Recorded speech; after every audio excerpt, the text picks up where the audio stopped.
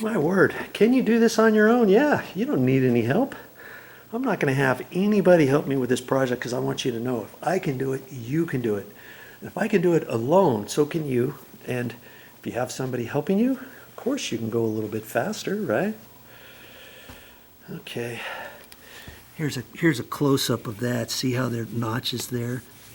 That way. And then this one is straight up and down. So see, slide it in from the back, get it almost where you want, lift up the front, pull towards you, set it down into that slot. And see this one, this console is slightly done in a different way, okay? But it's got, actually it's probably the same. It's got the screws on that side, and then it's got these brackets just like this. This one with the notch, and that one with the zip at the top. Okay, see, there's that, and then there's that other one there, and then that next one just got the screw sticking out of this chair here. There's a screw sticking out there, and there's a screw sticking out right there. Boom, boom, boom. You'll be a master at taking this apart, putting it back together when we're all done with this. And they're actually really not that heavy. I thought this was going to be heavier to where I was going to need Mommy to come down here and help me, but no. And you know, we're just going to take it one step at a time. Don't look at your entire project all in one go and think, there's no way I can do this because I got to do something over there. I got to crawl underneath the house. I got to cut that in. I've got to put a junction box in there. I got to put lights down underneath the house. And yeah, you're going to learn all of that, how to run cabling, how to hook up wiring, how to install these boxes, how to install the lights. I'm going to have to find some light bulbs too. And all the stuff that goes along with it, step by step. I know you can do it. Before I mark this on the floor so I can cut a hole, I can get underneath this entire floor. The stairs going up, listen to this right in here.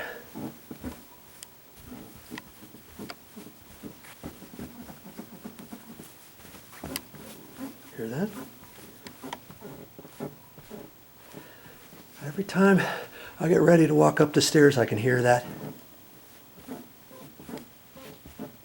And every time coming down the stairs, going into this room, when I walk in here,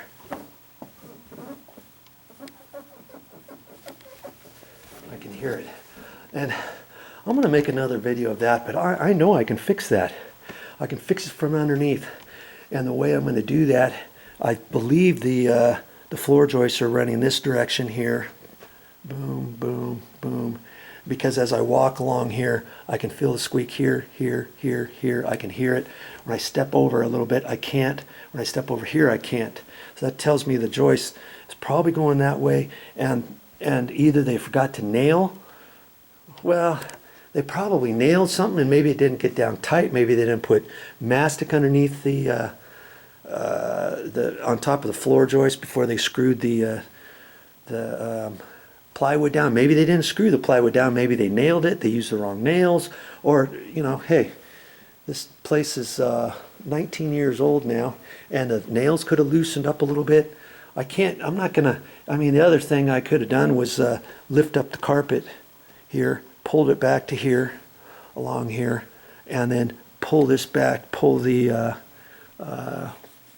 carpet pad back, and then re-nail, put screws in there or something into the subfloor if I couldn't get underneath the house, let's say, you know, or if there's hardly any room. But I got all kinds of room underneath here, so I can get under here. I'm not going to do that. I don't really want to re-stretch the carpet and stuff. I probably could do it myself. I've never done it before, but I could just rent one of those kickers after I pull it up, put it back in there and push it on down. I've seen it done. It's not that hard, because I wouldn't be re-stretching it. I'd just be tightening it up exactly where it is now. Okay, but I'm going to get underneath there and I'll be able to fix it a different way. If you want to watch that, keep watching my videos and I'll show you how it's done. Okay, Have I ever cut one of these in through carpet before? No. That's okay. I'll figure it out. Here's my rail for the sectional. And this is about where I want this plug in here. I don't want to run it that way because it's going to get out too close. I want to keep it in a little bit. The back of this is about right there. So I want plenty of room beyond it, but not so close up here where it's going to be too tight if I have to adjust this later on down the road. If I want to adjust the sectional or something, but it looked pretty straight. So I'm going to keep it off of there a little bit. And I have to remember, I'm going to use a cut-in box, but I'm going to take these little paddles, these little flaps off of here first, because I'm not going to use those because it only gives me enough room. Actually, you know what? Before I unscrew those, let's just see here. Look, I got 7/8 of an inch right there, and you know, I might be able to leave those on there. I was gonna take those off because the carpet's probably a 1/2 inch or 3/8. The pad's probably 1/2 inch. So that's about an inch. I might not have enough room to fit this in and then to slide that around like a regular cut-in box. I might be able to make it if I push on it, but if not, I can always take this off. I can just take my screwdriver and unscrew this.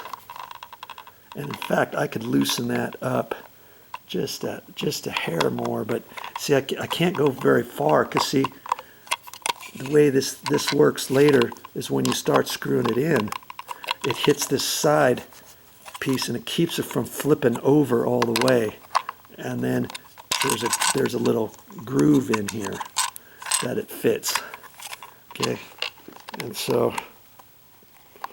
as you get ready to tighten it, it slides up in this side, hits that right there.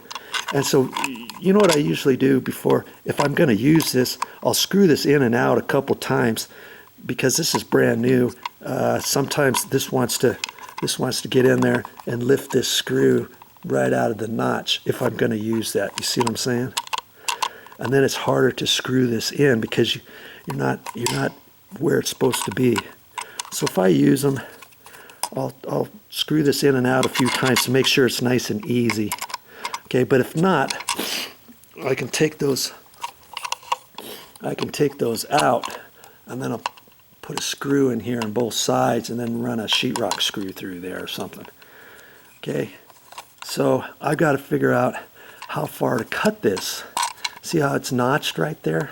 Well, I want to go up to that edge right there. That's where I want to cut everything. Okay, so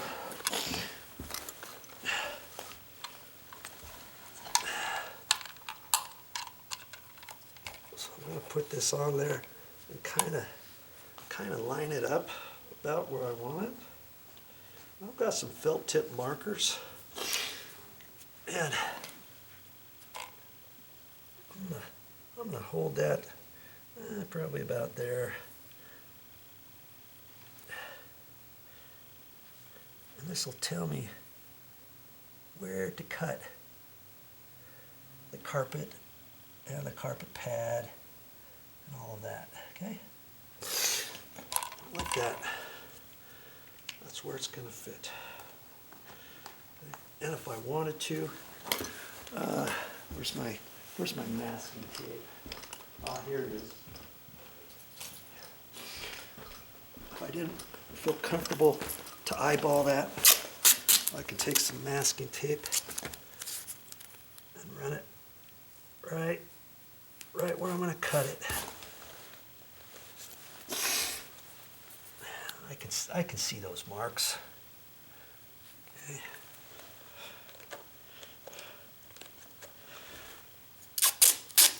I can just run it along here.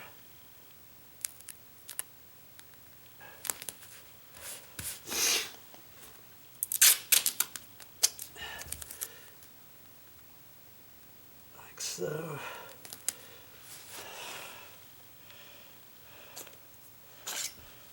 take my, I was going to use my putty knife for a straight edge, but it's not going to work. I'll just use my tape measure. That's a straight edge. For this line here.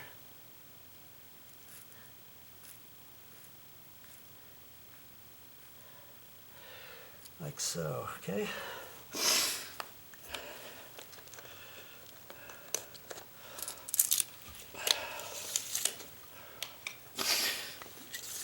I can double check myself and measure that.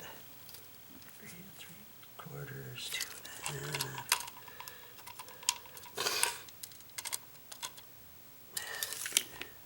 Look at that again. Make sure I've got it where I want, because I don't want it on the outside of these tabs, because then it would be too big, right? Okay. And so that tells me that should fit. That should fit in there mighty nice. Okay. In fact, I got it just a hair too big. I'm gonna do that. Okay, I'm gonna do that again. Put another piece of masking tape right there. You know, my cover plate would still cover it. You know, but I don't want to get too rambunctious. Okay, that's my straight edge all the way to the black line. That's where I'm going to cut that carpet out, cut the carpet pad out. Got it? Now, my next step is to cut it out. My sheetrock knife, I'm pretty sure key is to have a sharp blade, and actually I know this blade is not particularly sharp. Last thing I want to do is start fraying the carpet edges or cutting my finger. And these blades are designed to be flipped around.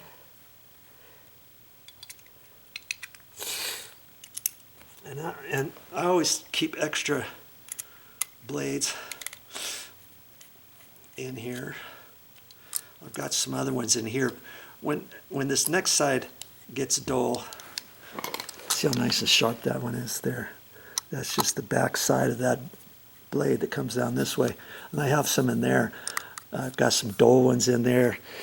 Because, you know, if I'm doing demo, I don't want to use a brand new blade. Like if I'm cutting or doing something that I know I'm going to dull up my blade real fast, then I'll just flip it around and use my crummy blades. But then I've got some sharp ones in there too. Okay. So next step is we're going to cut that carpet out.